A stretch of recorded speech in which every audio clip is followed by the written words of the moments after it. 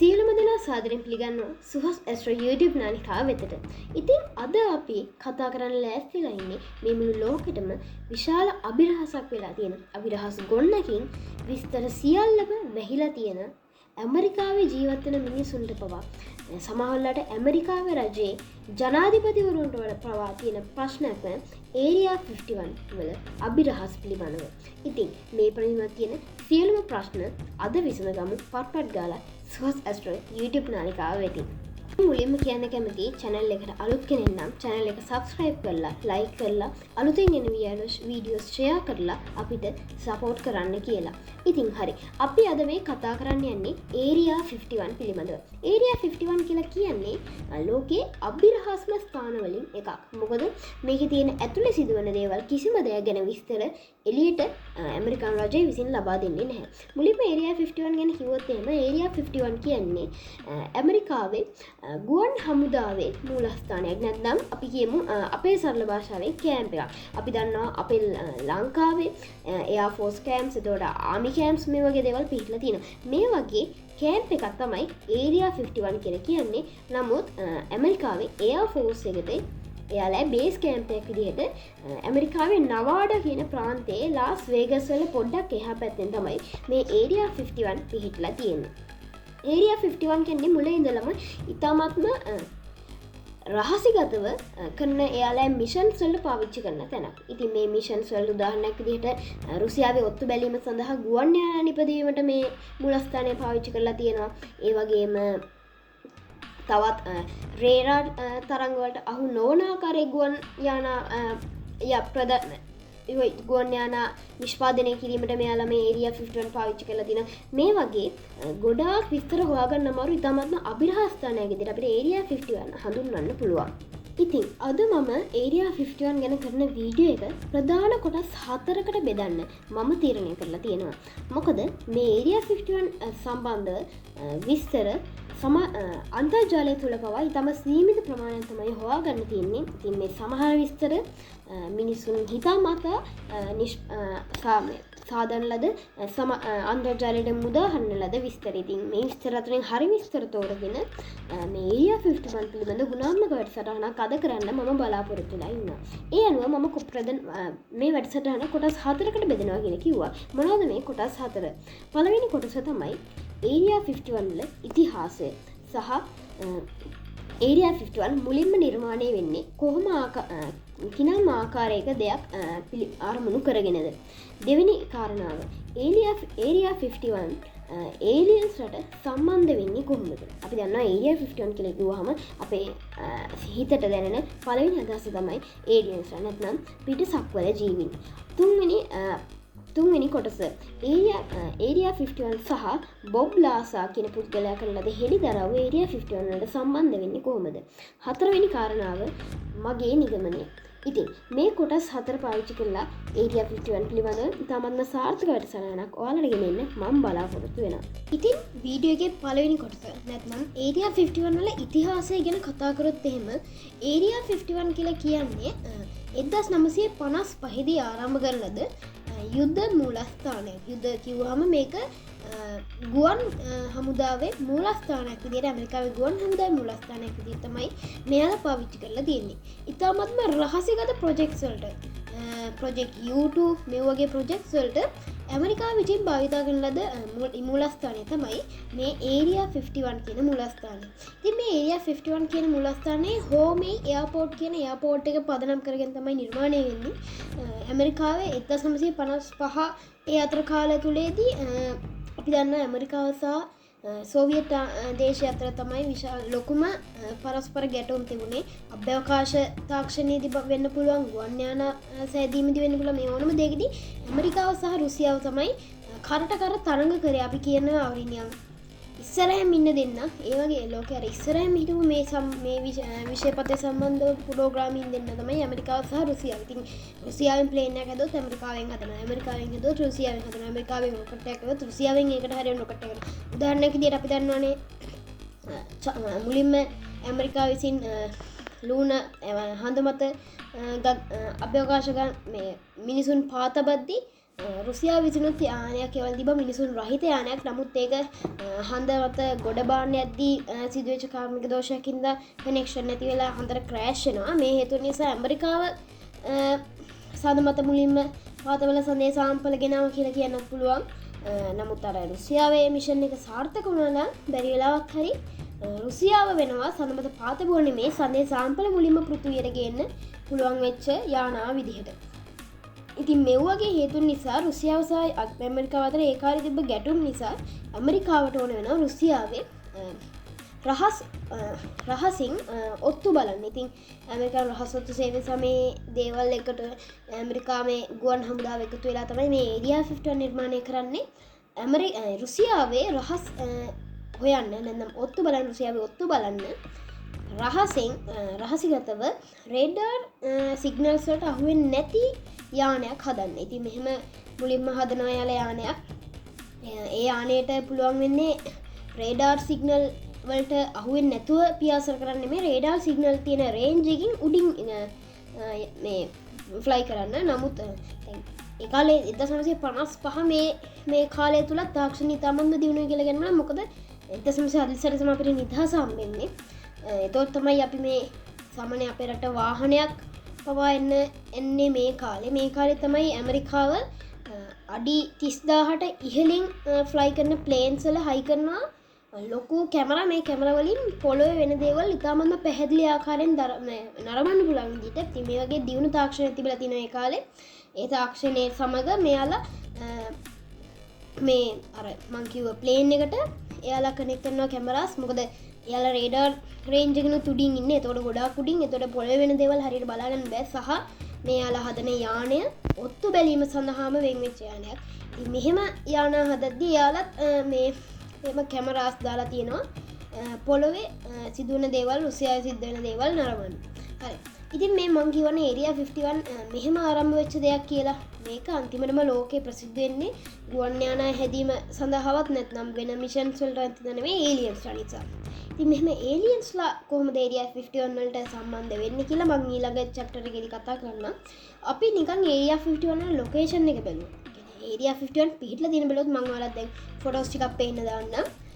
අපිට පේනවා ඉතාමත්ම ශුෂ්ක ජන ශූන්‍ය ප්‍රදේශයක තමයි මේක පිහිටලා තියෙන්නේ. ඒතකොට එහෙම තැනක පිහිටලා තියෙද්දි මේකේ රහසිගත දේවල් එයාලට කරන්න රහසිගත මිෂන්ස් ප්‍රොජෙක්ට්ස් කරගෙන යන්නේ ඉතාමත්ම ලොකු පිටුවලගෙන. මොකද මිනිස්සු මේ හරිය පදිංචිලා නැහැ. සහ ඉතාමත්ම විශාල කාන්තාරයක මැද තමයි මේක පිහිටලා තියෙන්නේ. ඒකට අපි දන්නවා ඒරියා 51 වල සීමිත ප්‍රදේශයකට ටුවරිස්ට්ලාට නරඹන්න පුළුවන්. ඒවා තමයි අපි දකින්නේ Google Earth එකේ Google Map එකේ ෆොටෝස් විදියට. නමුත් ඇතුලේ වෙන දේවල් ඒරියා 51 එකේ බේස් එක ඇතුලේ වෙන දේවල් කාටවත් තාම ෆොටෝස් වත් එළියට අවිල්ලා නැහැ. උදාහරණයක් විදියට මම මේක කියන්නම්. අපි හිතනවානේ ඇමරිකාවේ ජනාධිපති ඊට පස්සේ මේ කැබිනට් එක මේ පාර්ලිමේන්ත් මේ සිද්ධ වෙන මිෂන්ස් ගැන දන්නව ඇති කියලා. ඇත්තම උත්තරේ කිව්වොත් දන්නේ නැහැ. මොකද ඇමරිකාවේ ආරක්ෂක දෙපාර්තමේන්තුව මේ ජනාධිපති සහ කැබිනට් මණ්ඩලයේ පාර්ලිමේන්තු මෙම්බර්ස්ලා මෙයාලව සලකන්නේ රජයේ తాවකාලික කොටස්කරුවන් කියලා විතරයි. එතකොට මේ යාලා රහසිගතව තියාගන්න ඕනේ ඉන්ෆර්මේෂන් මේ ජනාධිපතිටවත් කැබිනට් එකටවත් පාර්ලිමේන්තුවටවත් එයාලා දෙන්නේ නැහැ. මොකද දැන් එයාලා ජාලයක් තියෙනවා. මේ ජාලයට ඇක්සස් තියෙන තමන් සීමිත හමුදාවට සම්බන්ධයට පමණයි. ජනාධිපතිටවත් කැබිනට් එකටවත් පාර්ලිමේන්තු එකටවත් ඇක්සස් නැහැ. ඒකින්ද අපි ගොඩක් දුරට හිතනවා ජනාධිපති දැනගෙන මේව කරනවා ඇති, පාර්ලිමේන්තුව දැනගෙන මේව ඇති කරනවා. ඒ විශේෂ උත්තරේ නැහැ කියන එක. ඉතින් මෙහෙම යුද්ධමය අවශ්‍යතාවල් වලට පමණක් නිර්මාණය වෙච්ච ඔත්තු බැලීම සඳහා නිර්මාණය වෙච්ච හමුදා මූලස්ථානයක් අන්තිමටම ඇමරිකාව රජයේ සහ ඇමරිකාව තුල සහ මුළු ලෝකයේ පුරාම ප්‍රසිද්ධ වෙන්නේ වෙනම කාරණයක් නිසා. අපි හැමෝම දන්නවා ඒක තමයි ඒලියන්ස්ලා නැත්නම් පිටසක්වල ජීවීන් කියලා. ඉතින් මේ පිටසක්වල ජීවීන් ඒරියා 51 වලට සම්බන්ධ වෙන්නේ කොහොමද? මම මේක ගැන හොයලා බලද්දී කොටස් 3ක් නිසා පිටසක්වල ජීවීන් ඒරියා 51 වලට සම්බන්ධ වෙනවා නැත්නම් අපි සම්බන්ධ කරගෙන තියෙනවා. පළවෙනි එක අපි දන්නවා රොස්වෙල් වල වෙච්ච සිද්ධිය. ඇමරිකාවේ රොස්වෙල් වල එක්තරා දිනයක UFO ක්‍රෑෂ් එකක් කියලා හිතන්න පුළුවන් දෙයක් සිද්ධ වෙනවා. එක නිවසක අයිතිකාරයෙක් එදා උදේ නැගිටලා බලද්දි තමන්ගේ වත්ත ඇතුළත UFO එකක් ක්‍රෑෂ් වෙලා. UFO එකක් කියලා කියන එකක් ක්‍රෑෂ් වෙලා. ඇමරිකානු රජයෙන් නම් කියන්නේ මේක කැඩීගේ කාලගුණ බැලුවනයක් පෘථිවියට වැටීමේදී මෙතනට තමයි වැටලා තියෙන්නේ. ඒතකොට එයාලා හිතන්නේ කැඩීගේ කාලගුණ බැලුවනක් තමයි මෙහෙම ක්‍රෑෂ් වෙලා තියෙන්නේ. නමුත් සමහර විද්වතුන් පවා කියනවා මේක UFO ක්‍රෑෂ් එකක් කියලා. ඉතින් මේ UFO ක්‍රෑෂ් එකේදී අපි හිතමු මේක UFO ක්‍රෑෂ් එකක් කියලා. UFO ක්‍රෑෂ් එකේදී එතනින් අරන් යන සුන්බුන් සහ අනිකුත් දේවල් එතන සමහර අය කියනවා ඒලියන්ස් දෙතුන් දෙනෙක්ගේ මල සිරුරු පවා ගෙනිච්චා කියලා. මෙහෙම ගෙනියන මල සිරුරු ගෙනිච්චේ මල සිරුරු මේ සුන්බුන් ගෙනියන්නේ ඒරියා 51 වලට පරීක්ෂණ කටයුතු වල කියලා. පසුව සමාජ මාධ්‍ය සහ මිනිසුන් අතර කතා බහක් පැතිරෙනවා. මේක සමහර විද්වතුන් හරි කියලා කියනවා, සමහර අය මේක වැරදි කියලා කියනවා. මොකද අපි දන්නා ඕනම මතයකට දෙපැත්තක් තියෙනවා. ඉතින් මෙහෙම කියද්දි මේක ලොකු හේතුවක් වෙන ඒරියා 51 වලට පිටසක්වල ජීවීන් සම්බන්ධ කරන්න. මීළඟට පිටසක්වල ජීවීන් ඒරියා 51 වලට සම්බන්ධ වෙන දෙවන කාරණාව තමයි 1989 දී එක්තරා දවසක KLAS කියලා ඉතාමත්ම ප්‍රසිද්ධ ටීවී රූපවාහිනී නාලිකාවක මෙන්න මෙහෙම මාධ්‍ය සාකච්ඡාවක් යනවා. බොබ් ලාසා කියන පුද්ගලයෙක් ඇවිල්ලා ඉන්ටර්විව් එකක් කරනවා. එතන ඉන්න නාලිකාව මේ එතන මාධ්‍යවේදියාත් එක්ක මාධ්‍යවේදියාත් එක්ක මේ කතා කරන කතාබහ කියන්නේ තමන් ඒරියා 51 වල වැඩ කරලා එළියට නිදහස් වෙලා ආපු කෙනෙක් කියලා. ඉතින් මේ පුද්ගලයා බොබ් ලාසා කියලා හඳුන්වන මේ පුද්ගලයා ඒරියා 51 වල තමට අත්විඳින්න වෙච්ච දේවල්, තමන්ගේ අත්දැකීම්, එතන මොනවද වෙන්නේ, එතන මොනවද කරන්නේ, එතන කොහොමද, එතන මොනවද තියෙන්නේ, මේ වගේ ගොඩාක් දේවල් එලි කරනවා පුද්ගලයා කියන කෙනා. එයා කියනවා තමන් ඒරියා 51 වල වැඩ කරා කියලා. ඉතින් මේකත් අපි දැන් මම ඊළඟට කතා කරන්නේ chapter එකේ මේ බොබ් ලාසා ගැන. ඉතින් මේකත් එක්තරා හේතුවක් වෙනවා ඒරියා 51 වලට ඒලියන්ස්ලාව සම්බන්ධ වෙන්න. මීළඟට අපි දන්නවා 2019 දී මුළු ලෝකෙම පුදුම කරමින් ඇමරිකානු රජය පිළිගත්තා එයාලටත් හොයාගන්න බැරි UFOs මේ ඇමරිකාව තුල සහ මුළු ලෝකේ පුරාවම පියවලා තියෙනවා සහ එයාලා ගාව ඒ වෙන වීඩියෝ ෆීඩ්ස් තියෙනවා කියලා. එහෙම කියලා එයාලා වීඩියෝස් දෙක තුනක් එළියට දැම්මා. එයාලා එයාර් ෆෝස් එකේ ප්ලේන්ස් වල රෙකෝඩ් වෙච්ච ඒවා එයාලා රේඩාර් වලට හම්බෙලා එයාලා ඒවා වීඩියෝ කරලා තියෙනවා. මේ UFO ආසේ පියාසර කරලා තියෙනවා කියලා. ඉතින් ඇමරිකානු රජය පව පිළිගත්තා. එයාලා නොදන්න එයාලට හොයාගන්න අමාරු UFOs ලෝකෙ වටේ පියාඹනවා කියලා. ඉතින් ආතසී ක්ලාක් මහත්තයා පව එක අවස්ථාවක් කියලා තියෙනවා. එක්කෝ අපි මේ ලෝකෙ තනි මේ යුනිවර්ස් එකේ මේ විශ්වයේ තනි වෙලා නැත්නම් අපි තනි වෙලා නැහැ කියලා. දෙකම එක හා සමාන බියජනක අදහස් දෙකක් කියලා. දැන් හිතනවානේ අපි මේ යුනිවර්ස් එකේම තනි වෙලා කියලා හිතුවත් එතනත් ලොකු බයක් දැනෙනවා. තනි වෙලා නැහැ. අපි නොදන්න තව විශ්වයන් වල පිටසක් වල ජීවත් වෙනවා කියන එකත් බය වෙන කාරණාවක්. ඉතින් මේ දෙකම එක හා සමාන බය හිතට අරන් දෙන කාරණාවන් දෙකක්. ඉතින් බොබ් ලාසාගේ හෙළිදරව්ව සමග ඒරියා 51 වල ඒලියන්ස්ලා ඉන්නවා කියන එක සනාථ වෙනවා. බොබ් ලාසා කියන්නේ කවුද? අපි බැලුවොත් එහෙම බොබ් ලාසා කියන විදිහට එයා භෞතික විද්‍යා උපාධියක් හදාarලා තියෙනවා. එයා ඉගෙනුම ලැබලා තියෙනවා MIT යුනිවර්සිටි එකකින් සහ Caltech යුනිවර්සිටි එකකින්. එහෙම ඉගෙනුම ලබාගෙන එයා ජොබ් එකකට ඇප්ලයි කරාට පස්සේ එයාට ජොබ් එක ලැබෙන්නේ ඒරියා 51 වල. එයා ඒරියා 51 වල ජෙට් ප්‍රොපල්ෂන් සිස්ටම් එකක් රීඉන්ජිනියරින් කරපු එක තමයි, රිවර්ස් ඉන්ජිනියරින් කරපු එක තමයි එයාගේ ජොබ් එක. හරි. මෙයා බොබ් ලාසා කොහොමද සමාජ මාධ්‍ය නැත්නම් මිනිසුන් අතරට එන්නේ? 1989 මැයි 15 වෙනිදා ඇමරිකාවේ ප්‍රසිද්ධ රූපවාහිනී නාලිකාවක් වන KLAS කියන රූපවාහිනී නාලිකාවේ ඉන්ටර්විව් එකක් යනවා. එක පුද්ගලයෙක් ගෙනල්ලා, ඇත්තටම පුද්ගලයා ගෙනල්ලා නෙමෙයි, එයා පුද්ගලයාගේ ඒ මනුස්සයාගේ මූණ පේන්නේ නැති වෙන තමයි තියෙන්නේ. එයාත් එක්ක කතා කරලා ගියා කියනවා එයා ඒරියා 51 වලින් එළියට නිදහස් වෙලා ආපු කෙනෙක්. එයා ඊට පස්සේ එතන එළිදරව් කරන්නේ ඒරියා 51 වලදී එයාට ලැබිච්ච අත්දැකීම් සහ එයා කරපු දේවල් මොනවද කියලා.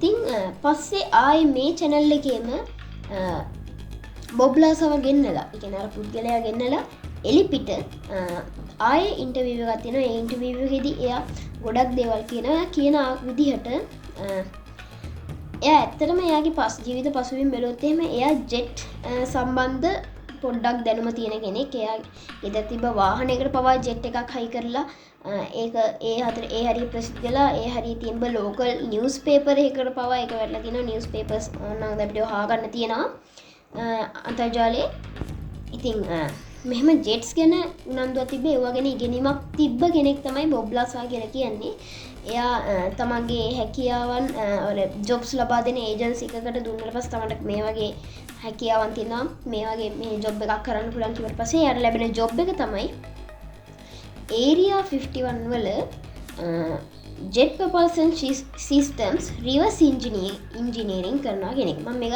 තව පොඩ්ඩලාකින් හරියට මොකක්ද කියලා කියන්නම් ඉතින් මෙයා ජොබ් එක මෙයාට හම්බුනාට පස්සේ මෙයා අවශ්‍ය කරන ලිය කියවලු පුරවලා මෙයාගේ බෑග්ග්‍රවුන්ඩ් චෙක්ස් කරලා සේරම කරලාට පස්සේ එක් දවසක් මෙයා ගාවට යන්න තියෙන දවසේ බස් එකක් ආවා කියනවා තනිකර වීදුරු සේරම ටින්ටඩ් කරපු එයා ඒක නැගලා පස්සේ යාර වාගන්න බැලුවා කොහෙද ඉන්නේ කියලා ඊට පස්සේ යාව එක තැනකදී බස්සවනවා මේ බස්සවල තියෙන්නේ ඒරියා 51 වල ඊට පස්සේ මෙයාට වැඩ ගන්න හම්බෙලා තියෙන්නේ S4 කියලා බේස් එක. ඉතින් මේ S4 කියන බේස් එකේ පවා මෙයා සිතියමක් හදලා තියෙනවා.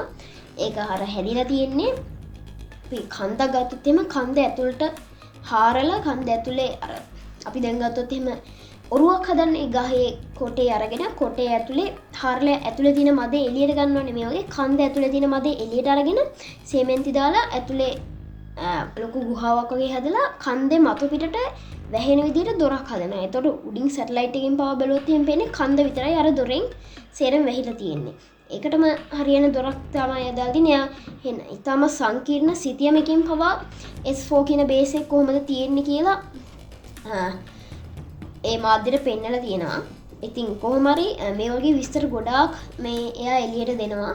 එයා කියනවා එයා වැඩ කරේ ජෙට් ප්‍රපල්සන් සිස්ටම් එකක් රිවර්ස් ඉන්ජිනීරින් කරන එක තමයි එයාට කරන්න තිබ්බ ජොබ් එක කියලා. ඉතින් මේ මොකද රිවර්ස් ඉන්ජිනීරින් කරනවා කියන්නේ? රිවර්ස් ඉන්ජිනීරින් කරනවා කියන්නේ මොකක් හරි අපි හදලා තියෙන දෙයක් ගලවලා මේක කොහොමද වැඩ කරන්නේ කියලා හොයන එක. දැන් ඉන්ජිනීරින් කරනවා කියන්නේ අපි මොනවා හරි තියෙන දේවල් ටිකක් එකතු කරලා දෙයක් හදනවා කියන එකනේ. මේකෙදි වෙන්නේ මෙහෙම තියෙන මොකක් හරි දෙයක් ගලවලා කෑලි වලට කරලා ඊටම පරිස්සමින් ගලවලා මේ කෑලි වලට කපලා කරලා රමයා කරලා මේකද මොනවද තියෙන්නේ මේක මොනවද වෙන්නේ මේවා මේක මේ බාහිරක මේකට කනෙක්ට් කරාම මේකේ මොකක්ද වෙන්නේ මේක මේකට කනෙක්ට් කරාම මොකක්ද වෙන්නේ ඒතර මේක වැඩ කරන්නේ කොහොමද මේක වැඩ කරන්න ඕනේ මේ වගේ මේකට කනෙක්ට් කරන්න ඕනේ මේ වගේ ගොඩක් දේවල් හොයාගෙන ඒක පිළිබඳව වාර්තාවක් හදලා මේ වගේ දෙයක් හදන්න පුළුවන්ද කියන එක තමයි මෙයාට තිබ්බ වැඩේ. නමුත් මේ ජෙට් ප්‍රපල්සන් සිස්ටම් එක ලෝකේ මේ පෘථිවියේ හදපු දෙයක් නෙමෙයි කියලා කියනවා. ඒක මොකක් හරි UFO එකක ජෙට් ප්‍රපල්සන් සිස්ටම් එකක් කියලා මෙයා කියනවා. කැර වැඩ ගන්න හම්බෙලා තියෙන්නේ තව එක්තරා එයාගේ කණ්ඩායම් මෙම්බර් කෙනෙක් එක්ක. මේ මෙම්බර් කියනවා එයා එතනට වැඩ ගන්න කලින් බොබ්ලාසා එන්න කලින් බොබ්ලාසාගේ තැන හිටපු මිනිස්සුයා මැරිලා තියෙන්නේ මේම වැඩක් කරද්දී එතන වෙච්ච අනතුරකින් කියලා. ඉතින් ඒ වගේ තමයි භයානක ජොබ් එක තමයි මෙයා කියන විදිහට මෙතන කරලා තියෙන්නේ. මෙහෙම කරාට පස්සේ මෙයාට මෙතන ජෙට් ප්‍රපල්ෂන් සිස්ටම් එකේ ඔය වැඩ කරපු කට්ටියත් එක්ක මෙයා කතා කරලා මෙයාලා කතා කරන්න බෑ කියලා නීති තිබ්බලු. එකිනෙක අතර කතා කරන්න බෑ කියලා නීති තිබ්බලු. තව එයාලා වැඩ කරන තැනින් එළියට ගිහිල්ලා වෙන තැන්වල ඇවිදිනවා නම් ඇතුලේ තියෙනවා බලන්න කරන්න අරව ගන්න බෑ. බිම බලාගෙන ඇවිදින එක ඇවිදගෙන යන්න ඕනේ කියලා තිබ්බලු. තව අවසර ලත් තැන් වලට පමණයි ඇතුල් වෙන්න පුළුවන් කියලා තිබ්බලු. ඊට පස්සේ අවසර තියෙන පුද්ගලයන්ක පමණයි කතා කරන්න පුළුවන් කියලා ඒ ගොඩාක් අර තද්දබල නීති තිබ්බා කියන තම සීක්‍රට්ස් තැනක තියෙන ඕන නීති ටික එතන තිබ්බා කියලා කියනවා. ඊට පස්සේ එයා කොහොම හරි සතිය එක් දවසක දැනගන්නවා සතිය එක්තරා දවසක් තියෙනවා මේ දවසේ තමයි මෙයාලා UFO ටෙස්ට් කරන්න කියලා. ඒ කියන්නේ පිටසක්වල යන අහස පියාස කරලා ටෙස්ට් කරන්න කියලා. මේ ළඟ හරිය තියෙනවා විලක්. මේ විල ගාව තමයි තමන් පාරු ප්‍රදේශයක රැයට මෙයාලා ටෙස්ට් කරන්නේ. මෙයා ගාව වීඩියෝ පවා දිනවා මෙයා රැයට ගිහින් හොරෙන් මේක බලන් ඉන්නවා. ඉතින් මේ වගේ ගොඩාක් සාක්ෂි මත තමයි මෙයා මේ නිගමනය හදන්නේ ඒරියා 51 වල ඒලියන්ස්ලා ඉන්නවා කියලා. ඉතින් මෙයා මේ කරලද මෙයා මේ දීලා තියෙන තොරතුරු අනුව ගොඩක් විද්වතුන් විශ්ලේෂණය කරලා හොයාගෙන තියෙන ගොඩක් විස්තර. ඒ පිළිබඳව ඊළඟට chapter එකේ නනම් මගේ නිගමනය කියන chapter එකෙන් අපි බලමු. ඉතින් මෙහෙම සාක්ෂි හම්බෙලා තියෙනවා ඒලියන්ස්ලා ඉන්නවද නැද්ද කියන එකත් අපිට ප්‍රශ්නයක් වෙලා තිනවා. අද අපි වීඩියෝ එකේදී කතා කරන්නේ Area 51 ගැන. ඉතින් Area 51 ගැන මට හිතෙන්නේ මොනවද කියන එක තමයි මම දැන් ඔයාලත් එක්ක බෙදා ගන්න යන්නේ. ඉතින් Area 51 අපි සාමාන්‍යයෙන් හිතන විදිහටම සාමාන්‍ය වශයෙන්ම හැදිච්ච දෙයක්. මේක ඒලියන්ස්ලා ගැන විස්තර හොයන්නද නැත්නම් පිටසක්වල ජීවීන් පිළිබඳ පිටසක්වල යානා පිළිබඳ විස්තර හොයන්න හදපු දෙයක් නෙමෙයි. මේක හදන්නේ අපි අර කලින් වගේ රුසියාවේ ඔත්තු බැලීම සහ ඇමරිකාවේ යුද්ධ අවශ්‍යතා සපුරා ගැනීම තමයි මේ බේස් එක හදන්නේ. ඉතින් මේ හදන බේස් එක අන්තිමටම ලෝකෙන් ප්‍රසිද්ධ වෙන්නේ UFO නිසා නැත්නම් ඒලියන්ස්ලා නිසා. මෙහෙම ප්‍රසිද්ධ වුණාට පස්සේ ඒලියන්ස්ලා ගැන විස්තර එකතු වෙලා මේක ඒලියන්ස්ලා ඉන්න මේක ඒලියන්ස්ලා ගැන මොනවද වාර්තා වෙලා තියෙනවා. දැන් සමහර විස්තර පවත් තියෙනවා මේකේ ඇතුළින් ඒලියන්ස්ලා වීඩියෝ කරපුවා ෆොටෝස් ගහපුවා. ඉතින් අපි දන්න ඕනම දෙක ඇත්ත සහ බොරුවක් තියෙනවා. මෙතනත් ඇත්ත සහ බොරු තියෙනවා. කෙටියෙම කිව්වොත් අන්තර්ජාලය තුළ මේක ගැන තියෙන ගොඩක් විස්තර ඇත්තෙවුවා කියලා කියන්න බෑ. මොකද අපි දන්න අපි මෙහෙම Area 51 කියන කලාපෙට ඇතුල් වෙන්නවත් බැරි තැන් තියෙනවා. අපි කියමු S4 base එක කියලා අරයා කවුද බොබ්ලසා වැඩ කරපු තැන. මේ තැනට ඇතුල් වෙන්නත් පවා බැරි අවස්ථාවලදී මේ කොහොමද ෆෝන් එකේ ගෙනලා මේක වීඩියෝ කරන්නේ. සහ දැන් මෙතන බොබ්ලසා කියපු සමහර විස්තර වෙලත් අපිට හරි කියලා කියන්න පුළුවන් කියන්න බැරි සමහර විස්තර තියෙනවා. දැන් උදාහරණයක් විදිහට බොබ්ලසා කියනවා එයා භෞතික විද්‍යාඥයෙක් සහ එයාට MIT සහ Caltech University වලින් ඩිග්‍රීස් තියනවා කියලා. නමුත් එක්තරා අවස්ථාවකදී MIT සහ Caltech Universities දෙකම කියනවා මෙහෙම ශිෂ්‍යෙක් එයාලා ගාව හිටියේ නැහැ කියලා. තව මේ යුනිවර්සිටිස් දෙකෙන්ම මේවා ප්‍රසිද්ධ ශාස්ත්‍රීය විශ්වවිද්‍යාල අන්තිමටම එයාලා යම්කිසි සබ්ජෙක්ට් එකක් මේකේ කවුරු හරි කෙනෙක් ඉගෙන ගන්නවා නම් අන්තිමටම ඒක පිළිබඳ වාර්තාවක් නැත්නම් ශාස්ත්‍රීය වාර්තාවක් හදන්න ඕනේ. මෙයා එහෙම ශාස්ත්‍රීය වාර්තාවක් හදලා තියනවාද කියලා බොබ්ලසාගෙන් අහපෙලයි බොබ්ලසාට දෙන්න උත්තරයක් නැති වෙලා තියෙනවා. ඉතින් මේ වගේ ගොඩක් හිතාගන්න අමාරු දේවල් මෙතන සිද්ධ වෙලා තියෙනවා. නමුත් අපිට තාම කියන්න බෑ Area 51 වල ඒලියන්ස්ලා සම්බන්ධ දේවල් වෙනවද නැද්ද කියලා. නමුත් ඒලියන්ස්ලා ගැන ඉගෙන ගන්න තැනක් නම් ඒක ගොඩක් දුරට හොඳයි කියලා මම හිතනවා. මොකද අපි අඟහරු වලට රෝවර් එකක් යවලා ඒ ජීවේ තියනවාද කියලා හොයනවා වගේම කුතුහලයකින් තමයි ඒලියන්ස්ලා ඉන්නවනම් අපි ගැනත් එහෙම ඒ කුතුහලෙන්මයි එයාලා අපි ගැනත් හොයන්නේ. ඉතින් ඒ කුතුහලය අපිටත් තියෙන එයාලටත් තියෙනවා. මොකද අපි ඒලියන්ස්ලා හම්බුනාම ඒලියන්ස්ලා මරන්න තරහකින් නෙමෙයි ඒලියන්ස්ලා හොයන්නේ. වගේම ඒලියන්ස්ලා අපි හොයනවා ඇත්තත් එහෙම තරහකින් නෙමෙයි. ඉතින් ඒකින්ද ඒලියන්ස්ලා ගැන නොහිතූ බයක් ඇති කරගන්න ඕනෙත් නැහැ. සහ ඒලියන්ස්ලා නැහැ කියලා මෙතන මේ වෑකින් මං කියන්නෙත් නැහැ. ඉතින් මං හිතනවා Area 51 ගැන ඔයාලට හොඳ විස්තර ටිකක් මට කියන්න පුළුවන් වුණා කියලා. ඉතින් මේ වගේ වීඩියෝස් එක දිගට නරඹන්න මම කියනවා channel එක subscribe කරලා like කරලා share කරලා තියාගන්න කියලා. notification on කරලා තියාගන්න. එතකොට අලුතෙන් වීඩියෝ එකක් ආපු ගමන් ඔයාලට විස්තර දැනගන්න පුළුවන්. ඉතින් අද ගිහින් එන්න සියලු දෙනාටම තෙරුවන් සරණයි.